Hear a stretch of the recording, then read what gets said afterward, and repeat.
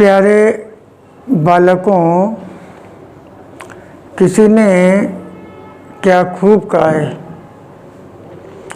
कि भाग्य से जितनी उम्मीद करोगे वह उतना ही निराश करेगा। भाग्य से जितनी उम्मीद करोगे वह उतना ही निराश करेगा, लेकिन कर्म पर विश्वास करोगे तो वह आपको अपेक्षाओं से अधिक देगा। लेकिन कर्म पर विश्वास करोगे तो वह आपको अपेक्षाओं से अधिक देगा।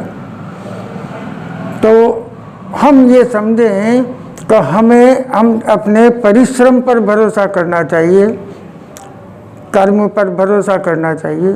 हम जितना कर्म करेंगे उसके अनुरूप हमें मिलेगा।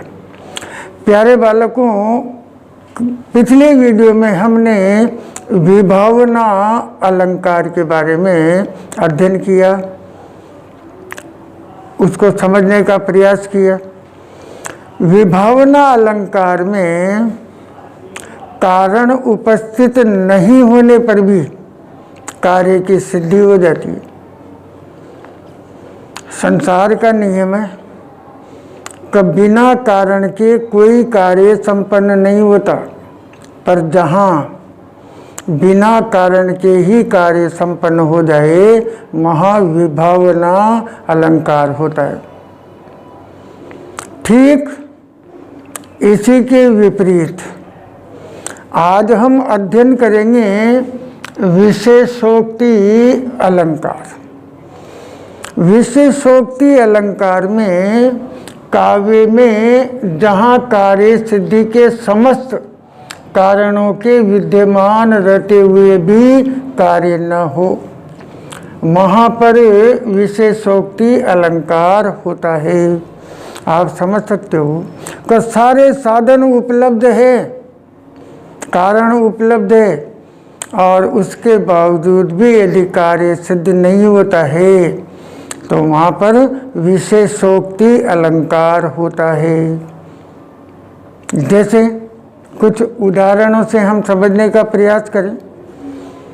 छोटे छोटे उदाहरण हैं, हमें याद रख लेना है। कम से कम 2 उदाहरण हर अलंकार के याद रखना है।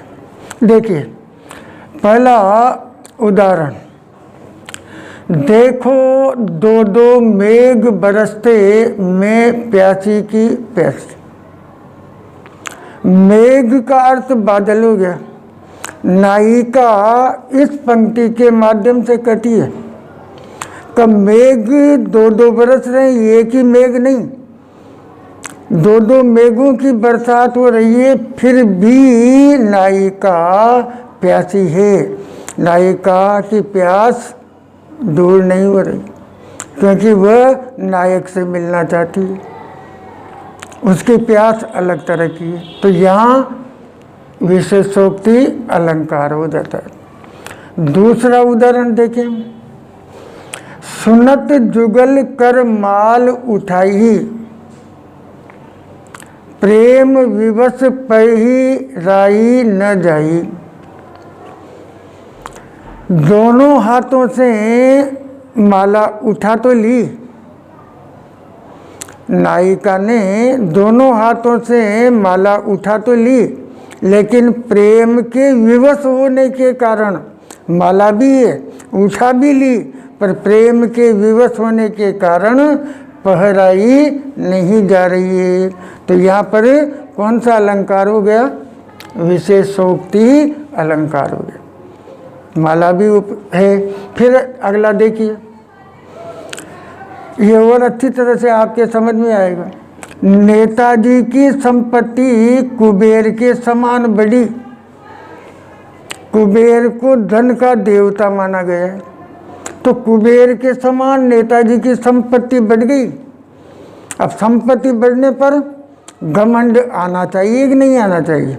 आ जाता है आज के समय में संसार में। लेकिन नेताजी के साथ क्या हुआ, किंतु वह चुनाव में घमंड से बचे, घमंड नहीं किया। तो कारण तो उपस्थित है घमंड करने का, धन, लेकिन उन्होंने घमंड नहीं किया। तो यहाँ पर कौन सा अलंकार हो गया, विशेषोक्ति अलंकार हो गया। फिर एक उदाहरण से हम और समझें, त्यों त्यों प्यासे ही रहत, ज्यों ज्यों पियत अघाई। यहाँ पर नायक नायिका को देखकर या नायिका नायक को देखकर उसको देखती जाती, नायक नायिका को देखता है और जो जो देखता जाता है वैसे वैसे उसके नेत्रों की प्यास, देखने की इच्छा बढ़ती जाती है।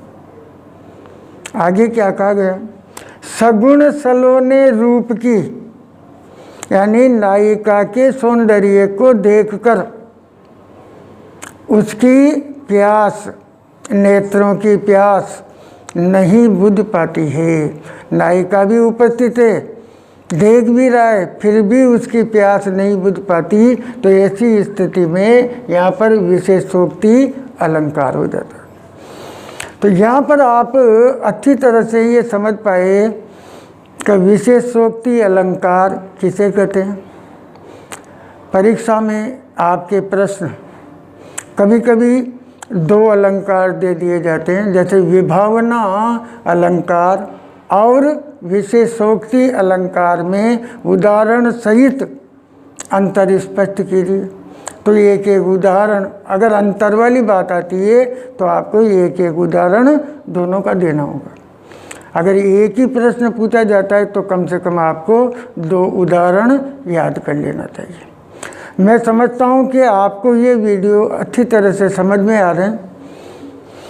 आप अध्ययन करते रहें, पढ़ते रहें और अपना मनोबल, अपना आत्मविश्वास दिन प्रतिदिन बढ़ाते रहें।